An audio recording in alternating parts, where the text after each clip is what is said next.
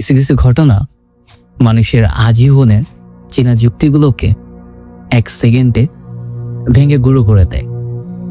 আমি বিজ্ঞানের ছাত্র, সবসময় লজিক আর কার্যকর কারণ খুঁজি।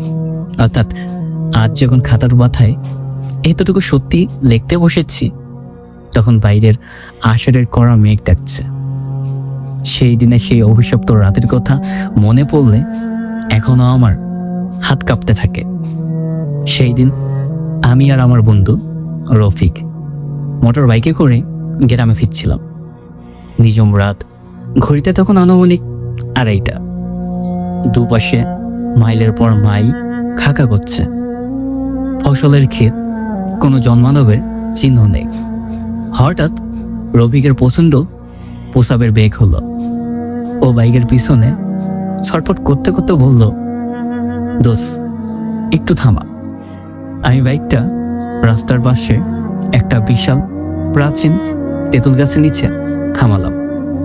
চারপাশটা কেমন যেন থমথমে আর নির্জন ছিল। বাইকের হেডলাইটের তীব্র আলোটা সামনের কুয়াশায় গিয়ে ধাক্কা খাচ্ছিল।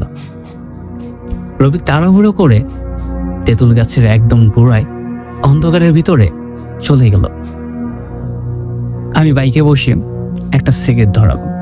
ঠিক 1 মিনিট পার হয়েছে কি হয়নি, হঠাৎ তেঁতুল তলার ওইখান থেকে একটা বিচিত্র শব্দ এলো। কোনো চিৎকার নয়, শব্দটা ছিল একটা চাপা হাড় হিম করা কান্নার মতো। আমি ধুক করে উঠে টর্চ জেলে এগিয়ে গেলাম। টর্চের আলোয় যা দেখলাম তাতে আমার কলিজা শুকিয়ে গেল। রফিক মাটিতে হাঁটু গেড়ে বসে আছে, তার পুরো শরীর থরথর করে কাঁপছে। ওর চোখ দুটো জবা ফুল বা তাজা রক্তের মতো টকটকে লাল হয়ে গেছে। ও আমার দিকে তাকালো, কিন্তু ওর চীনা চোখের মণি দুটো স্থির, নিষ্প্রাণ। কোনো কথা নেই। ও দাঁতে দাঁত চেপে এক নাগারে গঙ্গাচ্ছিল। আমি ওর হাত ধরতেই চমকে উঠলাম। গায়ে প্রচণ্ড জ্বর, যেন ফুটন্ত কড়াইয়ের মতো ওর গা পুড়ছে। পরবর্তীতে কি হলো জানতে হলে অবশ্যই চোখ রাখতে হবে পরবর্তী এপিসোডে।